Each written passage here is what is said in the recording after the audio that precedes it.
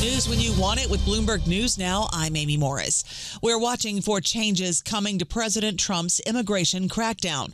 The president this morning said Homeland Security Secretary Kristi Noem will not step down. After the fatal shooting of 2 civilians by ICE agents in Minneapolis this month, even some of President Trump's strongest supporters are taking a step back.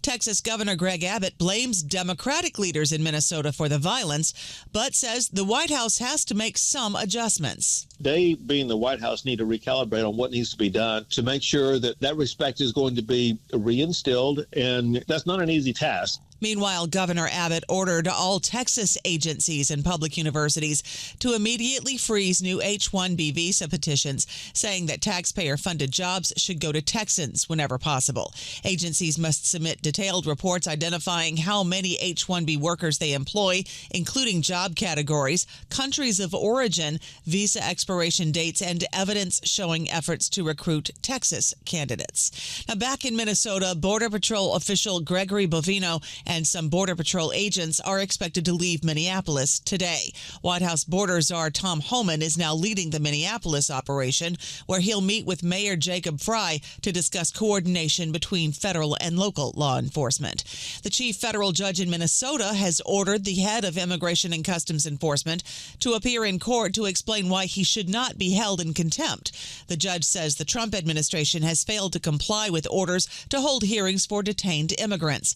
Todd Lyons, the acting director of ICE, must appear personally in court this Friday to explain the violations of those court orders. And all that's happening in Minnesota risks drowning out President Trump's pivot to the economy. He's visiting Iowa today to focus on affordability. Trump will make a stop at a local business and deliver a speech in a suburb of Des Moines, with the trip also highlighting energy policy. Meanwhile, Amazon says it will be shutting down its Amazon-branded grocery stores and automated grab-and-go markets, shuttering 2 centerpieces of its push into physical retail. The company said in a blog post that Amazon Fresh and Amazon Go stores will close. Some of those locations will be converted into Whole Foods Market stores.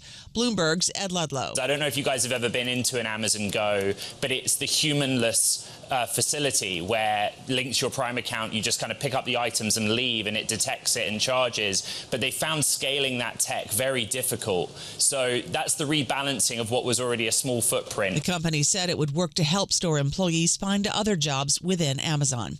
Consumer confidence declined sharply in January to the lowest level since 2014.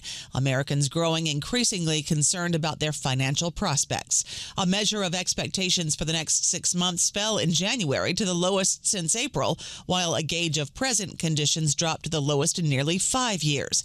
Dana Peterson is chief economist with the Conference Board. They're saying prices are too high.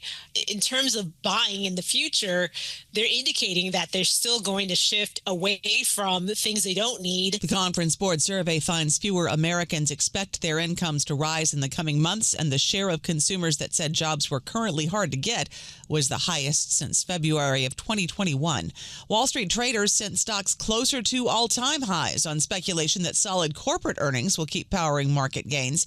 And we check those markets for you all day long here at Bloomberg. The S&P 500 up 0.4%, NASDAQ up 0.9%, the Dow down more than 1%, 10-year Treasury yield at 4.22%, the 2-year yield at 3.57%. Shares of General Motors have advanced 8.8%. The automaker says its profits will grow up to $2 billion this year, thanks to sales of more big trucks and SUVs and fewer electric vehicles. We spoke with GM CEO Mary Barra. Once someone buys an EV, they see the technology, they see the driving experience, never having to go to the gas station, and they stick with EVs. So I think it will happen over time, and that's why we're going to take cost out to get our EV portfolio profitable. GM CEO Mary Barra spoke with Bloomberg Hot Pursuit host Matt Miller. GM also announced a $6 billion stock buyback and a 3-cent per share boost to its dividend. Boeing generated cash for a second straight quarter and reported a 57% bump in sales during the final 3 months of 2025. Boeing also reported the most jet deliveries since 2018. Shares of Boeing down about 1%. The National Transportation Safety Board is holding a day-long hearing. It's preparing to release its comprehensive report and recommendations on that collision a year ago between a passenger jet and a military helicopter at Reagan National Airport. Chairwoman Jennifer Homendy says previous recommendations following such accidents have not all been implemented. This is just the first step.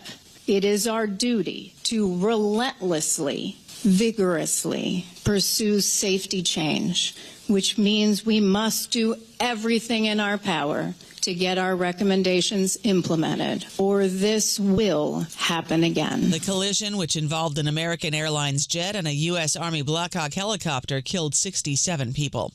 Attorneys say TikTok has agreed to settle a landmark social media addiction lawsuit just before the trial kicked off. The lawsuit claims social media companies deliberately addict and harm children through deliberate design choices made to boost profits. The trial will proceed as scheduled against Meta and YouTube, with jury selection starting this week in the L.A. County Superior Court. That's news when you want it with Bloomberg News Now. I'm Amy Morris. This is Bloomberg.